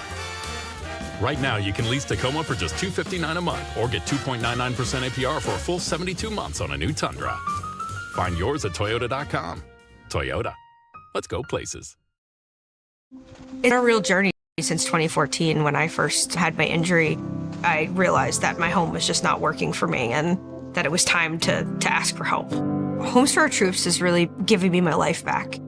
The shower allows me to go in and turn around with my chair, pull down storage racks, automated door systems, hours of my morning given back to me. Adaptive sports are a huge part of my life, a huge part of my healing journey as well. Homes for Our Troops helped with making sure that I had a home gym so that I can continue to train. This past year, I was able to host Thanksgiving in my home. And it was the first time I was able to have my whole family in one place and I was able to contribute to the meal. There are a lot more veterans in need and Homes for Our Troops is going to be there to help them too. Homes for Our Troops builds and donates specially adapted custom homes nationwide for severely injured post 9/11 veterans and enables them to rebuild their lives. Join our mission at HFOTUSA.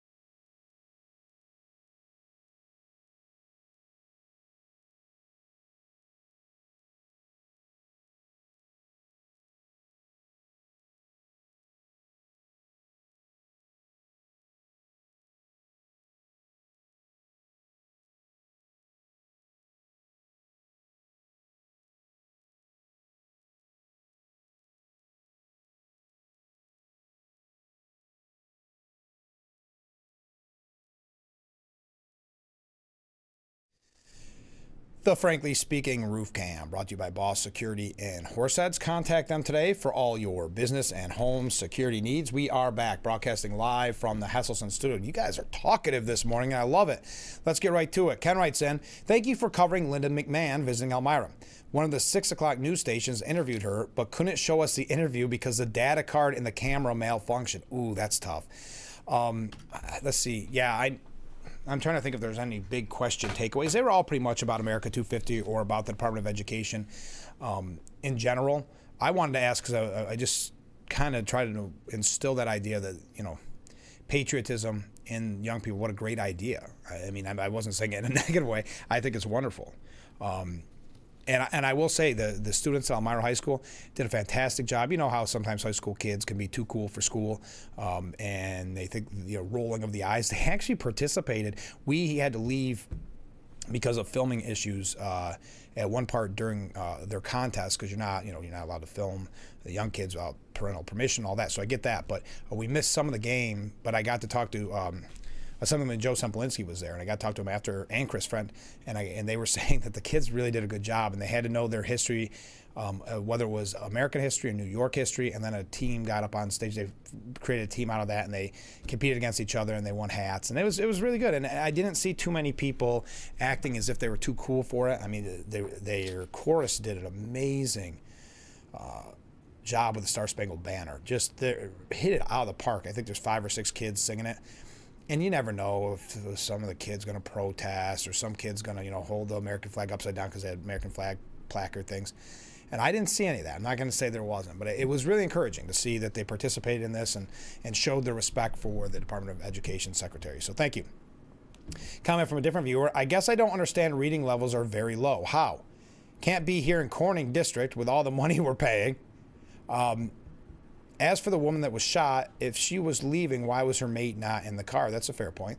Comment from a different viewer. The ICE agent in front of the car involved in the shooting did have a body cam. He was hit by the car. The footage is out there. Thank you very much. Mark writes in, to me, the people supporting illegals are not any more U.S. citizens, and they are going against the law, just like the illegals did by entering our country illegally. Thank you, Mark.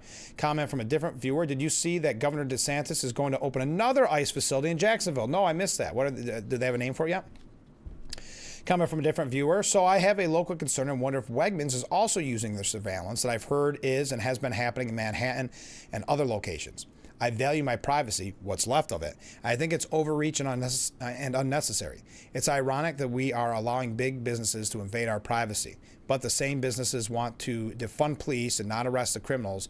Help me make sense. All I've heard of is about that issue is that it was in Manhattan. That's all I know from that piece that was on Drudge Report. On Empire Report, excuse me. I don't know anything else about it.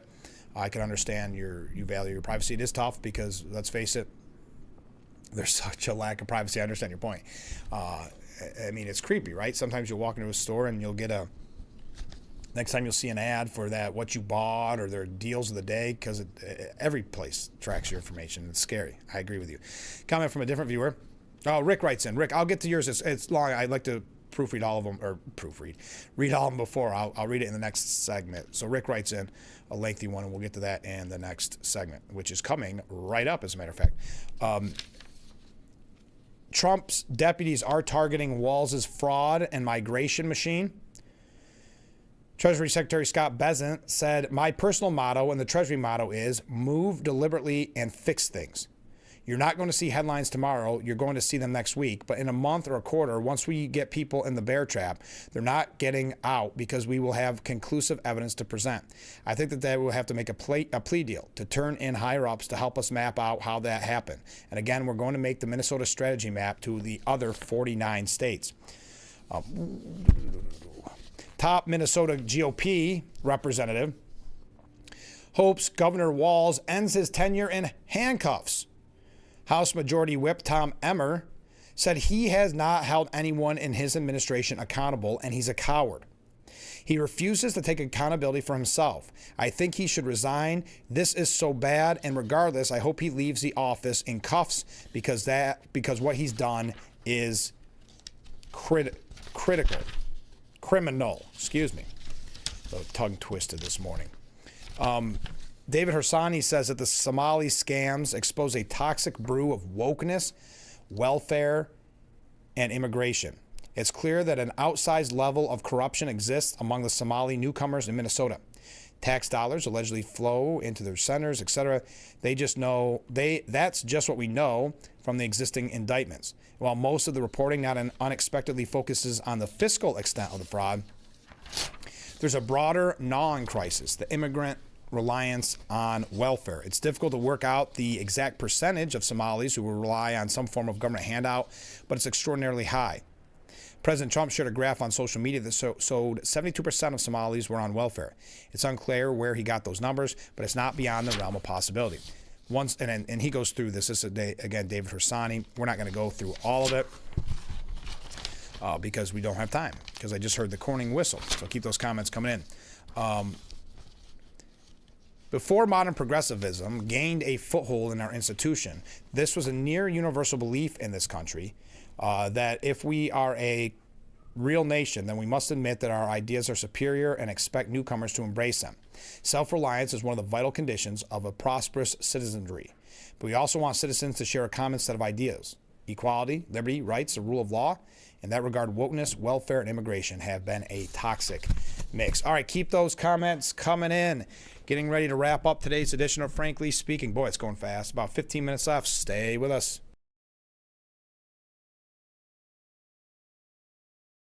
More cars, lower prices. Simmons Rockwell. Make car buying simple when you drive your deal at a Simmons Rockwell location near you, where you'll always find more cars at lower prices. When you're buying, don't forget to visit our Facebook page at Big Fox News. Catch up on news from the Twin Tiers. Vote on the daily question and hear about local events. All on Facebook.com/Big Fox News. Whether it's our stories, the warmth of our laugh, or our family's secret sauce, we all bring something different to the table. So make some space. The power of connection is waiting right outside your comfort zone. Learn how you can help strengthen your community at belongingbeginswithus.org/teamup. At some point in your life, you or a loved one will need disability services, and Easter Seals will be there. Because at Easter Seals, our national network of caregivers and experts make a lasting difference in the lives of people with disabilities by providing care and support at every stage of life in thousands of communities across America, like yours. We're helping your neighbors, kids, grandparents, and friends with disabilities lead full, independent lives.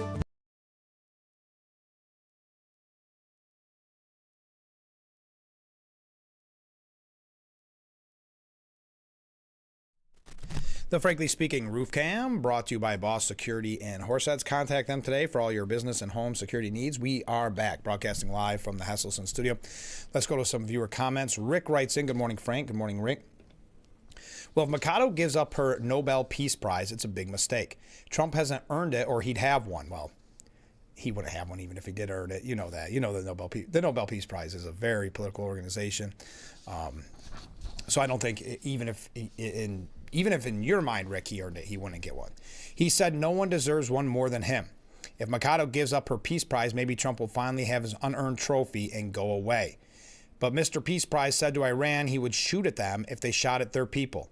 And strong-arm Greenland and other countries he's threatened. Doesn't sound very peaceful to me. It sounds like a power-hungry fool. He can't even manage America. Of course, he hasn't put much effort into that. Maybe Trump could get the Peace Prize and a hypocritical dunce hat for photo ops with his consolation prize. To tie this comment in a pretty little bow, Mikado would rather give up her Nobel Peace Prize to a selfish slob in order to lead her country into democracy. Trump would rather have the Cinderella Prize and continue to do little for his country and everything for his bank account and act like a big tyrant. So he's not doing anything for his country, but he's acting like a tyrant. So he's not doing enough or he's doing too much? I'm confused. Trump's big meeting with oil executives was a huge flop. Big Oil says Venezuela oil is uninvestable right now due to the uncertain future of the country. Is that called counting your chickens before they hatch? We can only wonder what's up this week. More than likely, Mr. Peace Prize will start shooting at Iran. He already put a big dent in their nuclear program. Let the Iranian people earn this. Stay out of its nose. Oh, interesting. Do you think that's interesting? So do you think that the Iranian people could face that brutal regime? And like, I'm not putting words in your mouth, Rick, but that seriously is interesting to me. You would rather have the Iranian people protest in the street and earn what? I don't think they're going to earn any type of freedom through this. They're just going to continue to be put in prisons or shot at or killed. So I would strongly disagree that they don't need some American help. And I'm sure the numbers up to 500, up to 1,000 who have been killed thus far and those being in prison would probably agree that something needs to be done. And I don't think the Iranian people can do this or, quote, earn this on their own, depending on what this is, with a brutal regime willing to crack down on its people. But okay. Comment from a different viewer. Maybe it is in the Panhandle. This is the ICE facilities. I don't remember, but it was reported on Fox Live over the weekend. Thank you very much. And a comment from a different viewer. Of course we know this was going on. Oh, this is in reference to, and we talked about it on Friday's show, the Hochul lost a ton of money. They were calling it like Minnesota times 10 on a healthcare fraud that was uncovered. This viewer says, of course we know this was going on. She just redid the home healthcare system last year so she could funnel more money back to her through it. That's in reference to Governor Hochul. Speaking of that, we mentioned Congressman Langworthy has temporarily closed his Jamestown district office due to continued threats and calls for violence against him. Unfortunately, that's a trend, and it's very obviously discouraging. Okay. Nope, let's take a break. We're going to wrap up with some New York State issues. Stay with us. We'll be right back. Get those last second comments in.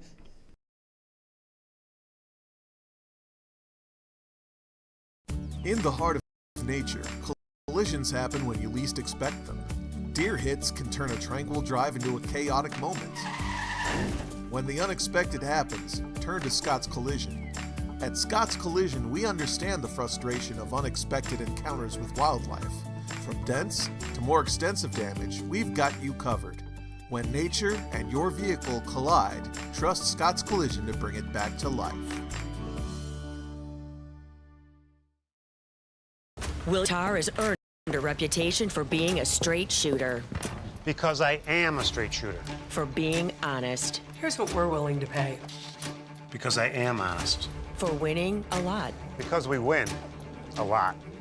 If you've been injured in a motor vehicle accident, it matters who you hire. It matters in the experience as well as the results. Call William Mattar. Visit WilliamMattar.com. There have always been a few ready to fight and win. Since 1775, these few have been Marines, and they come from across this land to defend the future of our nation. This year, our Corps celebrates 250 years, and Marines are proud to serve this country, each other, and all that is still to come for America. The Frankly Speaking Roof Cam brought to you by Boss Security and Horseheads. Contact them today for all your business and home security needs. We are back broadcasting live from the Hesselson studio. Let's go with some viewer comments. It's just not impossible to get the liberals' mind to understand why there had to be such changes in our society. They back Democrats that don't believe in law and order and just want to take away our First and Second Amendment rights and really don't care what happened to people, which is proven in Chicago over and over again. They would rather stand for criminals and people at defending themselves. Look at Danny Penny and what happened to him. Democrats don't believe you should be able to defend yourself. Look at the laws in New York State. Nothing is really changing on the streets because it's the same people there when we talk about the protest groups. That's why we had mentioned that some of the, quote, Free Palestine people were somehow the same people that were at the anti-ICE rally in New York. Still talking is very weird, but yes, they're these kind of organized groups. Democrats don't want law and order because they're the ones that actually want to have martial law. Thank you very much. Mark writes in, great show today. Keep making America great with your show. Have a great day. Well, thank you, Mark. That's very nice of you. Elected socialists have privately been threatening Hochul if she doesn't fall in line. We had predicted this. We know that she is going to look at taxing the rich. She's already implemented or is about to implement the child health care, child daycare free. Even as Mom Donnie and Hochul appeared cozy in a photo op this week, other DSA elected officials, Democrat Socialists of America, are escalating attacks and threats on the governor behind closed doors. Ooh. In a private meeting, the Empire State's other elected socialists used much different rhetoric than Mandami was saying. I'm so excited to fight with y'all in Albany to get them to tax the blanking rich, said Brooklyn State Assemblywoman Farah Souffrant Forrest. I'm here to tell you about the three goons that we need to get the tax the rich.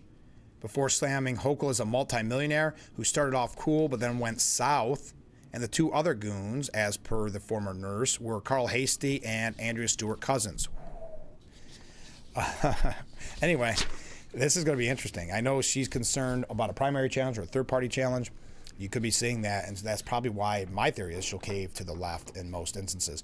New York City nurses are ready for a strike this morning as their contract talk stalls. 14,000 New York City caregivers ready to walk off the job this morning as contract talks stall. Governor Hochul saying, my team and I have been in regular communications with both New York State SNA and hospital leadership for weeks, and that work has led to real progress. 11 hospital systems have already reached agreements or agreed not to proceed with strikes at this time. While negotiations will continue, we expect strikes to begin at 3 hospital systems in Manhattan and the Bronx. Okay. Comment from a different viewer, as Rush would say, Trump will make America great again. I guarantee it, I'll say. Rush could get away with more than me. Governor Hochul and Bruce Blakeman traded some barbs at a Long Island event over the weekend. This, I think, was on Friday. Blakeman said, here on Long Island, people are generally happy, but as I travel around the state, there are regions that aren't very happy. They're miserable. They feel like the state government has let them down, Blakeman said. When you see what's going on in the city of New York, they're basically in turmoil right now with an administration that is antithetical to the values that we have here on Long Island. As Blakeman walked off the stage, he and Hochul were spotted by the New York Post shaking hands briefly as she walked on, clearly prepared to get some licks in of her own. Anyway. Good piece at the New York Post. Soaring teen crime, a message for Hochul. Fix, raise the age, and save New York's kids. That's it for today's edition of Frankly Speaking. Oh, it also sounds like Andrew Cuomo's getting a radio show, a weekly radio show. That was another New York update. Thank you for all the comments. What a great show this morning. Really appreciate it. Kicking off the week with all the waves, all the comments. We'll be back tomorrow morning starting at 6 a.m. for Frankly Speaking. Only on WYDC TV, Big Fox. I look forward to it already.